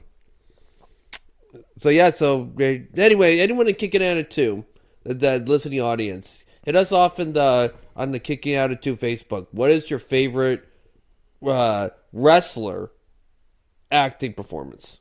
Okay, I will definitely put that up there on the Facebook page. Favorite wrestler, a favorite professional wrestler's acting performance in a feature film, a movie or TV, whatever. Movie or TV. Okay, acting, fine. Movie, television. Yeah, we will. Not an actor that did wrestler, but the opposite. The actual wrestler doing actor. Okay. Yep. If you go in the archives, Daryl and I, a few years back, recorded Squared Circle Cinemas, where we went over wrestlers' roles in movies over the years. Some of the just a handful of them. Oh and man, you got to shoot me. I'll send you the link. Something, yeah. I'll send you the link. Daryl and I went through a list of guys that had been in the wrestling business that had roles in movies. Some I knew of, and some I didn't know of, which was pretty cool. So, Daryl gives his ratings on those those roles that these particular wrestlers played. It was pretty cool. Back in I believe 2019. So, we'll hit that up in the archives. You guys have been nailing the archives these last few months, so keep at it. See, look, Hogan in blue and white. There he is. That looks pretty good now, doesn't it? But that's a way better blue. That's like Israeli flag blue. I don't know how to call it. Really. But this is way better. Baby blue. It's you can't do baby blue if you're a man. Come on. Yeah, I get it. I see what you're saying here. Yeah, I'm looking at this Rip Thomas Mattel Ultimate Edition Elite. With the white belt and the shirt. It's part of my Hogan collection. It's a fantastic in the figure. studio. Yeah, no, I had to have it. I'm a Hogan guy, so I had to have it. It's in my Hogan section of my Mega Powers display that I have. Mm-hmm. But now they're on the hunt for Samantha. So this is the big this is the big catch here is that Rip and Zeus are going to fight, but Samantha's missing. She ain't nowhere to be found, at least in his eyes. Now, let's get into a little bit about Zeus's role in WWF. He makes his debut on the May 29th episode of Saturday Night's Main Event standing in front of the steel cage right before Hogan's going to wrestle the big boss man inside of the steel cage. What were your thoughts after watching this movie of Zeus's arrival in WWF? I thought it was very menacing. Yep. And I tell you what, I remember as a kid thinking, "Oh, Zeus is gonna be the shits." I really remember thinking that. And then, like, I was like, "Wait a second, for like what he is, he's actually pretty fucking good." Then I go, because he scared the shit out of me. Yeah, Zeus legitimately scared the shit out of me. I really liked him. I really did. And I don't think and I remember. Probably like 2-3 years ago, I ran into, what do they do, like SummerSlam or some shit, right? Yeah. And I actually appreciated that match. The tag match? Yeah. Yeah. It's a, in my opinion, the tag match with Zeus and Savage against Hogan and Beefcake at that SummerSlam, I mean, if you go back and you that entire SummerSlam, I urge you, Dennis, at some point, whether it's now or whether it's, next summer, to go out of your way to watch that SummerSlam from beginning to end. That New Jersey crowd was on fire for like every match. Even like the Hercules, Greg the Hammer Valentine match that they had. Yeah. The people were into it. And then that main event was unbelievably off the charts. Unbelievable. What was the main event? Hogan and Beefcake against Zeus and Savage. Well, but what was kind of like the undercard? Yeah, like the IC championship match. Ultimate Warrior and Rick Rude for the Intercontinental Championship. Roddy Piper interferes and helps the Warrior beat Rick Rude. Jeez, I don't remember that at all. Yeah. Heart Foundation and the Brainbusters in the opening match, which was an unbelievable match. My hidden gem of that show, it's not a very long match, but it's a pretty fun match. It would make for a good match on like a Saturday night's main event, but it made this pay-per-view. It was really good, and I think because the rest of this show is so good that this match gets lost in the shuffle. The Model Rick Martel and the Fabulous Rougeau brothers against Tito Santana and the Rockers in a 6-man tag team match. Start to finish, action was unbelievable. And looking back on it, when I watched that match, I could see why back then in 1989 they had high hopes for Shawn Michaels as a singles performer. Unbelievable. Yeah. The match doesn't go that long. I'd say it's probably about a 10-12 minute match, maybe even shorter. Did they have just out of curiosity, did he have like a story to it, or was they just that match thrown together? I have a point to that. Tito and Martel had split up earlier that year. Martel turned on Tito at WrestleMania 5. And so then that's when he became the model character, which he was managed by Slick at that time. And the Rougeaus and the Rockers, I think, had a thing on television. Yeah. So they kind of like paired the two together for like a 6-man tag.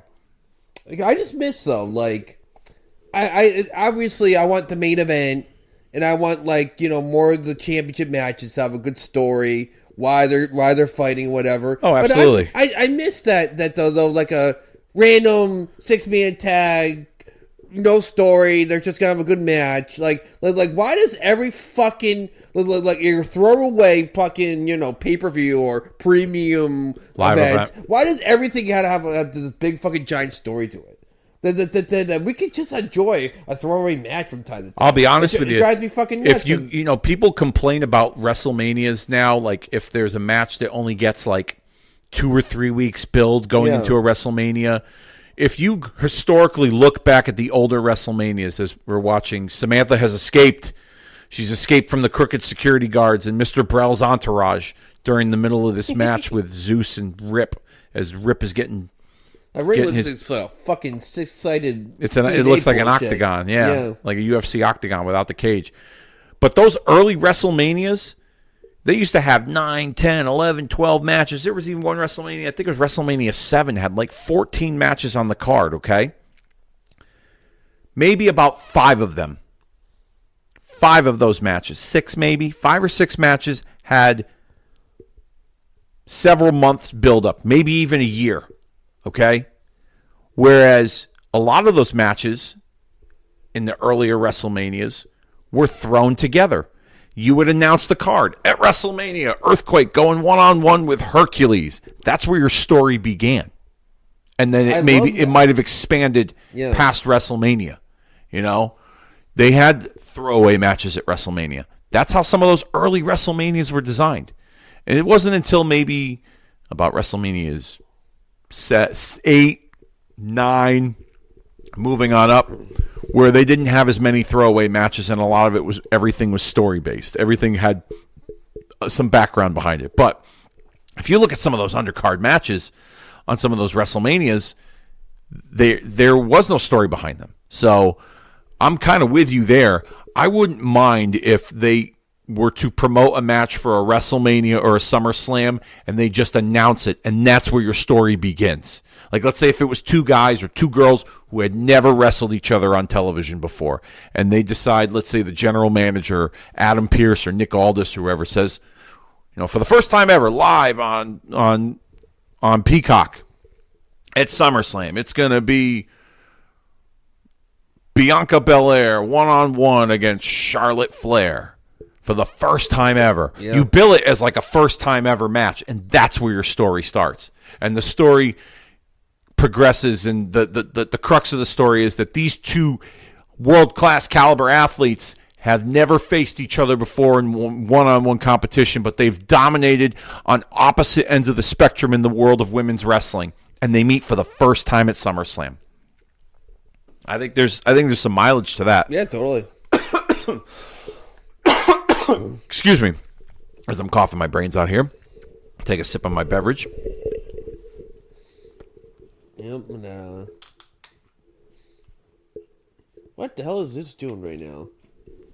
Well, apparently the rules have been thrown out the window here because. But the fucking movie, it's called No Holds Barred. That is true. Yep, that is true. It could have been like the ECW 2.0. I still can't believe to this day, like the opening match ever. It had like a fucking a spot where they hit a guy with a chair and the ref automatically disqualified them. Yeah. That's what I'm like. Yep. Yeah, we're not in Kansas anymore. Yeah. Yeah, pretty much. Meanwhile, here comes Zeus. That he's ready to impale Rip with the ring post that he just ripped out of the ring area. The ropes are gone. He's going to impale him, and there goes the pole right through the mat as he's crawling, fighting for his life. And there we see Rip's brother at ringside with his friend and his manager and his girlfriend all there cheering him on. And you know what's interesting about the setup here? There's no like kids in the audience. It's all like older people with like tuxedos. It's like a black tie affair. You don't see any kids. You see all adults. You know what they're trying to do? They're trying to make it feel like they try to class it up. They try to class it up. Yeah. Which is actually kind of interesting. Oh, there he is. He's on the phone wondering where the hell she went. Oh, disqualification. Yep, nope. There's no such thing as that. Mr. Brell is not happy. Oh, my God. You know what that kind of remind me of? I always get a shudder in my Hartford, Connecticut, New Year's Eve one year that the main event Raw was Cena Bomber versus Sheamus. And I was at that Raw. A buddy of mine. You were there too, right? Yeah, I was there. We never get a championship change in Hartford. It's not gonna happen. I'm like, of course not. Here we go. Cedar Bomber has him in the attitude in the middle of the ring, like, oh my God, it's happening. We're gonna do it. And of course, they fucking do that ref spot where he grabs him and then he hits the AA. But somehow Sheamus grabs the ref and the ref fucking disqualifies him. Yeah. I wanted to fucking kill him. That remind me of that. Like motherfucker, just pin him. So this brought you some PTSD, is what you're trying to tell me. Okay. Are you okay though? No, I'm still fucking mad. No, you take a drink of your water. Yeah, maybe that'll help. Oh, it's empty because you've exhausted. Well, there's more water in the fridge. We'll get it right before we watch the No Holds Barred match. But here he is. He's now. Would you consider him hulking up, or would you consider him ripping up? Because he is ripping this movie. He's still hulking up. He's hulking up? Because that's a general little thing. Like, listen, even if Ultimate Warrior did that spot, we always said he's hulking up. Anyway, so every top guy's got that. Every top guy does the hulking up spot. Yeah, you gotta. You're a babyface, you gotta hulk up. Yeah. You know who didn't do that? Steve Austin. He was the only one that didn't have a hulking up spot. He just fought you back. He didn't like he didn't How have did this he do? You're right though. Okay. dramatic pause and was like, "Oh, right. oh son, I'm gonna whoop your ass, son." Like no, he didn't do any of that. He just went and did it. Yeah, you're right. I mean, he just kind of did like the he jumped on you and just punched the shit out of you. Oh, you just noticed Zeus lost an eyebrow. Oh, you're right. He lost a piece of his unibrow. What do you call it? The Sets press or something? He does the Sets press and just punched the shit out of him. Oh, I don't know. Yeah, the V's now a W or Yeah. an M. Or it's got like a quotation. He's fighting him back. He's gaining the upper hand there. Yep. Rip's gaining control as we are think it was 1 hour 24 minutes and 30 seconds into this this watch along of this movie with another few minutes to go. Who do you think was in a real fight? Hogan Zeus, real fight. I don't know. I mean, what era are you talking here? I'm talking right now. Right now? In 1989, Hogan should said his true colors. You said the N word, and Zeus goes, "Oh yeah, let's go outside." Who's coming back inside? In your opinion, Hulk drops the hard R in front of Zeus in the locker room. Who comes back? Yeah. I would have to go with Zeus. Yeah, probably right. I'd have to go good with fight Zeus. though. Yeah, yeah. Hogan is jacked. Look. Oh yeah, look at me. He's got him on the ropes. He's phased. Look at that shot there, Mr. Brell. Just the double axe handle. I never understood that. Never understood that. So he makes it to the floor. Yeah, he's knocked out. Right. Knocked out. Yep. What do we got here? Oh, he's going back on the floor. Oh, you just woke him up. See, look what you just did. Yeah, right. You just woke him up. Now you're giving him the advantage. Oh. Bear hug into the ring pole. Yep. Okay, at least he used a traditional wrestling move. Oh. The backhand. The backhand seems to be the move of the... Oh. Yeah. The cripple kid. Oh, and he shoved the chick. Yeah. Oh, there we go. Yep. Shoves anybody else. Now he sees his brother down on the ground. Oh, that's it, brother. That's it, brother. I'm coming for you. I don't care if I drop the hard R, dude. I'm coming for you, brother. Going out. Sweeps him at the legs. And now all the TV exits. Yeah. There's Mr. Brell locking himself in. Yeah. I do like how they made him to a chicken shit heel. He did a good job as playing the chicken shit villain that is, financing Zeus and all this. Oh, back down the stairs he goes. I wonder how many of Hogan's stunts or bumps he took in this movie with stuff like that. Probably L0. Yeah. L0? Is that your Spanish? Yep. Double zero, yeah. I said one of my favorite friends of all time, he's from Puerto Rico, Julio. That's what he would do. And that he did it on purpose, but it was a really good gimmick. That he will say it in Spanish first, and then in English. Mm-hmm. It was like a really cool thing. Okay, like to really emphasize something. So it'd be one of those things you had to be there to see it. Yeah, kind of. Like if something was really awesome. Yep. It would say awesome in Spanish and awesome in English. Mm-hmm. I don't know. It was really cool. Dude, I'm not giving it justice the way I'm saying. No, you're definitely not. Yeah. You're definitely not. As Rip is on the comeback, he's ripping it, or he's hulking up. Mr. Brell's just losing his mind, tearing up all the television equipment in the studio. Heart punch by Rip. And and a backhand. That's for my brother. That's for my girlfriend. Oh, he's destroying the television equipment there. Oh, yeah, so some people can't watch it. He gets it. Again, no. Excuse me. Yeah, because Zeus is about to lose. You know what? I'm going to play the audio for these last few seconds definitely. of this.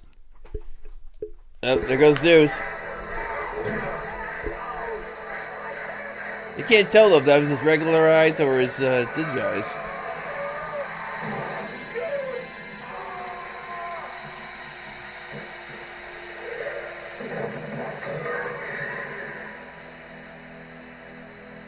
It's clear who won that match.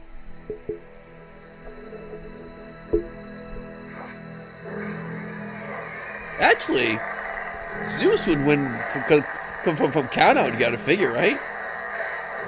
He's in the ring. There's no rules, remember? Oh, yeah, no, yeah, right.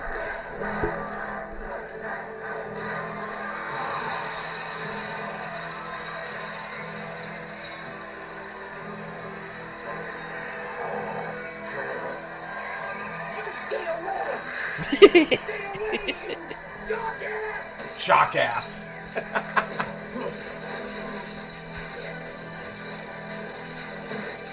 I gotta say, that's actually half decent acting. It does look like he's getting electrocuted. And that's how he dies.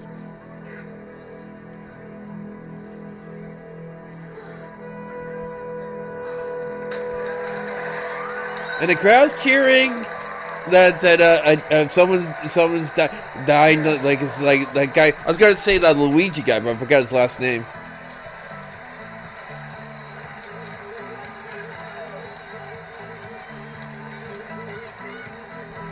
Classic song, by the way. Credit to Jim Johnston.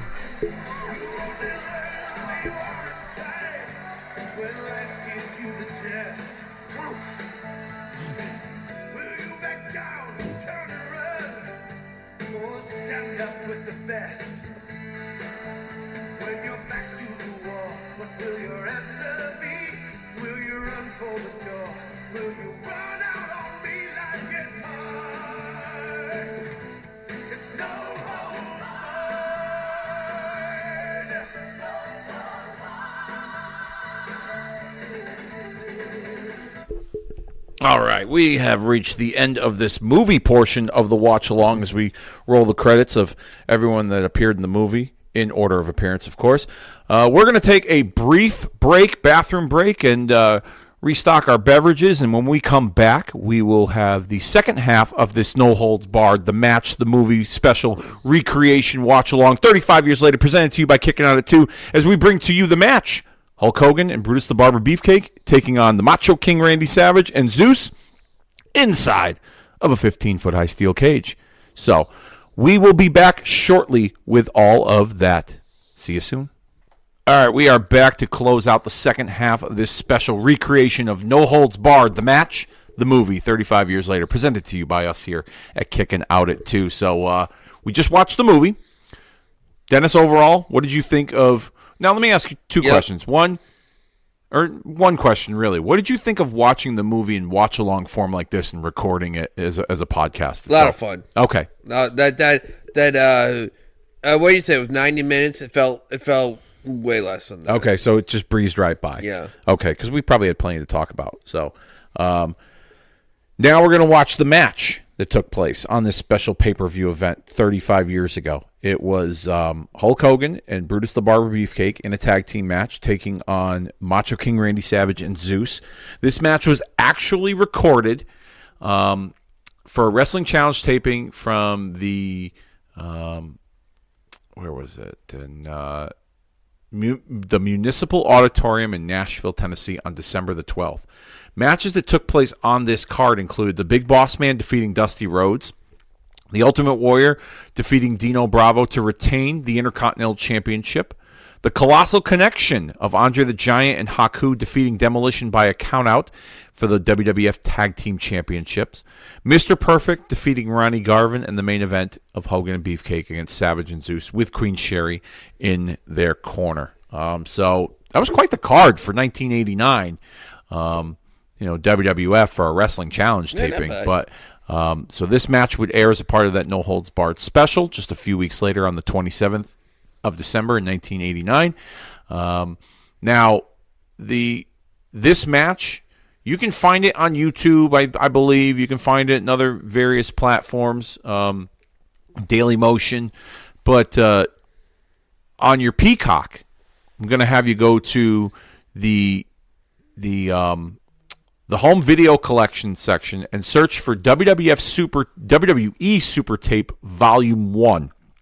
And then I'm going to have you fast forward to 1 hour, 43 minutes, and 33 seconds. This match goes 10 minutes and 27 seconds, so this is not a very long match. This is going to end our No Holds Barred watch-along and be the last recording of 2024 here on Kicking Out at 2. So, for those of you that are queued up and ready to go, Super Tape Volume 1 at 1 hour, 43 minutes, and 33 seconds. When I say play, press play, and we will get into this, and we will close this out here for 2024. You ready, Dennis? Ready. All right, let's do it. In 3, 2, 1, hit play. As we see Savage and Zeus already waiting in the cage with the crowd going wild for the entrance of Hulk Hogan and Brutus the Barber Beefcake in this tag team main event. Now, this is actually a pretty cool concept for 1989, having a match in a movie that was attached to the storyline. Beefcake coming out in Hogan colors. Hogan with the WWF Championship, and it looks like, is that a chain in his hand? Is that to lock the steel cage doors? Is that what we're seeing here? Yeah. Oh, that appears to be the case. Yep, he's got a chain and a key and a padlock, and that Brutus with the scissors. What is that? Yeah, Brutus got his shears. Yep. See Sherry over there. An army knife. What the hell is that? And then those are his shears. Right. Yeah, those are an army knife. Yeah, I don't know. It couldn't. All right. Maybe. No, probably not. Definitely not. Those are his shears. That was the closest thing to a blade that they allowed in wrestling at that time. Hogan and Beefcake ready to step inside the cage. And now the only way, there's multiple ways to win. You can either escape the cage or you can Sherry with the cage door. Oh, there it is. They laid the trap. Let's get Beefcake by himself while Hulk Hogan brother is on the outside waiting to get in. Now, as we're watching Zeus here, yep, this is Zeus's third and final match of his WWF run. All of his matches were tag team matches. He was involved in the SummerSlam main event. Yep, with these two teams. He was also a part of the Survivor Series team with the $1 Million Man Ted DiBiase and the Powers of Pain to take on Hulk Hogan, Jake the Snake, and Demolition, which is like the ultimate video game dream team for a Survivor Series. And then this match. Not one singles match. Smart. Okay? Do you think, though, that with enough proper time and training and patience that they could have given us a Hogan Zeus major pay-per-view match? Yes, singles match. But here's the thing: you do the exact opposite. You don't do anything. You just train the shit out of them. Then you have one match. I love that Cornette calls it stealing a house. Yep. Where you promote a show and the behind the scenes, the match is gonna be so fucking bad. Yeah. But you got these two guys who are popular and they're famous and you know who they are. Yeah. But once you get the match, you know it's gonna suck. So you want off it. Yeah. That you promote the match. You're only gonna do it once. Yep. And then get rid of it. They could do that with Zeus. Absolutely. You think that could have been something for like a SummerSlam or not? You don't think a WrestleMania? No. No. So you think it maybe like a SummerSlam or maybe even like a Saturday night's main event? And by the way, when do you release movies? In the summer. Yeah. Fucking SummerSlam would have been the perfect time, and you smoz the shit out of it. Yeah. You give Zeus, 20 nerve holds on Hogan. Yeah. And then Hogan finally does the big boot, the leg drop, and then fucking after the heel roster jumps in the ring to save Zeus. You know what I mean? Disqualification. That's how I would have booked it. Well, I think that I mean, honestly, I think the tag team match with Zeus and Savage against Hogan and Beefcake at that SummerSlam that year was kind of the schmoz fest that you were referring to, where Savage did the lion's share of the work. Zeus came in, and from stories I heard on Pritchard's podcast, I believe Tony Schiavone's podcast talked about this. Savage had just as big of a role in helping Zeus as Hogan did, especially for that tag match. I mean, Savage used to be meticulous about his matches from start to finish, and planned out spots and everything, and he was very meticulous in making sure that Zeus looked good. And if you notice, you watch that match, Zeus is only brought in certain spots. But for the limited amount of time he was there, he did a pretty good job. I totally agree with that. I don't think he was terrible. I can understand why they didn't go oh man, look at that. Beefcake on the top of the cage, yep. Headbutt to Sherry and Savage, who just made his way down, and now Zeus, he jumps on the back of Zeus. But I'm in agreement with you. I think if they were to have done a match in a singles match, it would have been a one and done. It would have been that's Yep. it. Like a SummerSlam or a Saturday night's main event. It would have been interesting to see Zeus in a Royal Rumble match, maybe like in 1990. He's eliminating guys left and right. You know the big spot in 90 when Hogan and Warrior have the face-off and they kind of preview the match. They don't announce the match, but they kind of tease a match for them down the line, which would eventually be WrestleMania later that year. What would have been interesting is if they kept Zeus around and Zeus enters the Royal Rumble and he starts fucking tossing guys out. Oh, yeah, do the Diesel spot. Do the Diesel spot before there was a Diesel spot. And then Warrior shows up. And Warrior can't get the best of Zeus. And then Hogan's the next entrant. And Hogan and Warrior double team, and they finally get Zeus out. And then it's Hogan and Warrior standing face to face. And then that they create that moment of Hogan, like, and Warrior facing off and teasing a future showdown between these two juggernauts. Yeah. That would have been interesting. That would have been an interesting spot if Zeus was part of that. As we see Savage and Zeus working on Hogan. See, you notice here, Zeus not doing a whole lot, but what he is doing, it works. But I liked the tandem with Savage and Zeus, especially Savage just coming off the breakup of the Mega Powers, and he needed some sort of big heater and equalizer to backdrop from Hogan onto Zeus. And Savage and Beefcake, they knocked themselves out, ramming their heads into the cage. But I liked the alliance with Savage and Zeus and Sherry. Their promos leading up to SummerSlam and the promos leading up to this cage match. Go YouTube the promo where Savage and Zeus and Sherry are like behind the big blue bars of the cage. You would have all thought they buried a huge pile of cocaine before they turned the cameras on, because it was wild. Yeah, it was wild. Just the epitome of like intensity. Oh, Sherry getting at it again. Nice bump by the ref. That was good. Now she's got the key. Yep. And what is she doing? She could have climbed. She could have got into the cage through the door, but she decided to climb the cage and hand over the keys, which is a dumb idea. Yeah, you got to figure she took a few power drivers in her day. Yeah. Oh, yeah. Yeah. Both physically. Yeah, I was going to say, metaphorically speaking. Metaphorically speaking, yeah, she took a couple of the sexual nature. Savage with the chain. He's going to climb out. Or, nope, he's going to the top. Oh, man. Don't do the double axe handle. Oh, you're going to blow out your knees. Don't do it. I don't know. He seems to... Yeah, we know the results. He obviously didn't get hurt. But can you imagine if he did the double axe handle landing? Oh, he's got the chain. He's going to nail Beefer. Oh, Beefcake counters. Oh, by the way, talking about like breaking your legs and stuff. Do you see the spot where at the Survivor Series, who's that Australian big guy? Oh, Bronson Reed. Yeah, I broke his leg. Yeah. Oh, you see that spot? Yeah, I did. Yeah. I didn't realize it at that time during the match, but when they showed the slow-mo a couple nights later on Raw, that leg, he's gone for a year. Yeah, they said he just had surgery and he's probably got 4 to 6 months of being out, so he'll probably be back like May or June, I would imagine. Yeah. Oh, here he is hulking up. We're getting towards the end of this match, I believe. Zeus with the, I don't know what you would call that. Double. I don't know. Yeah, I don't know.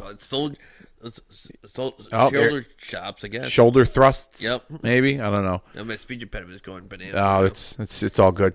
It's all good. Yep. Hogan with the boom block and then the right hand, another right hand. Beefcake's out. So Beefcake leaves his partner. He like wins, I said, right? Well, no, that both guys got to leave. Oh. Both guys got to leave or you pin them. So this reminds me of I once saw this really wonky battle royal with a tag team. Or it's like if you get Savage got some color. He got some blood on there. Yeah. What did that spot happen? Oh, maybe when Beefcake either threw him into the cage or the chain. Yeah. Hogan wrapped the chain around his fist. Oh, Savage got some color. That was a big no-no at that time. Oh, Hogan with the slam on Zeus. Really, late 80s, Vincent when people. He was. color? Yeah, he was. Well, he was up against it with the government and different wrestling commissions, boxing commissions on his ass. With the AIDS virus. That too. Yeah, nobody knew. So yeah, they were all about making sure that blood was kept off their programming. But Savage managed to sneak it in there. He probably told them it happened the hard way. Oh, Zeus into the cage. Oh, here we go. Another one. Boom. And another one. Hogan there. And boom, another one. And what are you doing? Right hand. And he's going to slam him again. And then he's going to go for the big leg, probably. Yep. Here we go. 1, 2, 3. Yep. Big leg drop. Oh, another one. Got to have a second one just for extra measure. And why not a third one? Because, 3 times is the charm. Oh, Hogan's going to go for the cover. Referee slides in 1, 2, 3. And your winners of this no-holds-barred steel cage match, Hulk Hogan, Brutus the Barber, Beefcake. Not a bad little match for 10 minutes, right? Yeah, not bad at all. I mean, I bet you if it gone any longer, probably would have, You give it another 10 minutes, yeah, no thank you. Yeah, maybe if you give it another 5 minutes, it probably would have been just right, but still, a fun little match. Yeah. As you see Hogan and Beefcake celebrating, and that would be Zeus's swan song in the WWF. He would move on. He would eventually return to wrestling in 1996 as a part of the Dungeon of Doom in that awful Tower of Doom cage match. Remember that with Hogan and Savage against the Dungeon of Doom? No. We watched it on this show. And Zeus was there? Yep. He was known as Z Gangsta. Z Gangsta. Remember they had like all the cages and Hogan and Savage had to go to like different levels of the cage and fight 2 different people in the cages? Yeah, it was awful. Yeah. And Zeus was part of that. Yeah, how did the finish happen? They didn't didn't Flair and like Arn Anderson go, we're tapped out. We're I think something where like Luger like threw the powder in someone's eyes by accident, but it was really on purpose, and then it helped Hogan and Savage win the match because they were at like the bottom level where the ring was. I just remember I could have sworn maybe it was a different match where it was a stupid wonky fucking gimmick match like that, and it was like the end bosses were Flair and Arn, and just eventually they were just like after like 5 minutes they're like, we're ending this. This is fucking stupid. It might have been that might have been part of it. I don't remember exactly, but I do remember that Hogan and Savage won that. It was the alliance to end Hulkamania, as this cage match has come to a close here on Kicking Out at 2. Thank you all so very much for pressing play, hitting download, liking, subscribing, rating, reviewing this podcast, as well as all the great podcasts from the Retromania Pro Wrestling Podcast Network. This was a lot of fun. Hope you enjoyed a no-holds-barred Christmas, and I hope everyone has a very happy and healthy Merry Christmas, Happy Hanukkah. Dennis, I know you celebrate Hanukkah, and Hanukkah falls on Christmas Day this year, which is something every now and again. I've never heard of that before. That wonky the Jewish calendar goes by the day ends at sundown. Okay. So the days are shorter, obviously. Okay. So every now and again, the Christmas and Hanukkah. And what do you do? Are you doing anything for Hanukkah the first night? No. My family, the big holidays for us were Rosh Hashanah, Yom Kippur, and Passover. Okay. We never took Hanukkah serious. Really? Okay. Yeah. All right. So I assume you'll be working on Hanukkah? Yep. Christmas? Yep. Okay. Fair enough. Yeah, I'll be working. Before I go, for ladies and gentlemen, I know Dave probably heard this stupid joke a million times, but I'm going to say my favorite Christmas joke for the podcast. Let's hear it. How many Jews does it take to make a Christian? You got me. Just one. Meet them all. Oh, my God. Merry Christmas, everybody. Yeah, Merry Christmas, Happy Hanukkah. Hope you all guys have a safe, happy, healthy New Year. We'll see you in the year 2025 when we go over and talk about a lot of happenings that took place in the year 2000, as well as this is going to be 2025 will be the last full year of John Cena as he's on his retirement tour. So we'll be covering a lot of that as well as some other notable happenings in wrestling history along the way. So be on the lookout for all of that in the year 2025 on Kicking Out at 2. And with that being said, I think it's about that time that we officially put this no holds barred watch along down for the 3 count, and we'll see you all next year.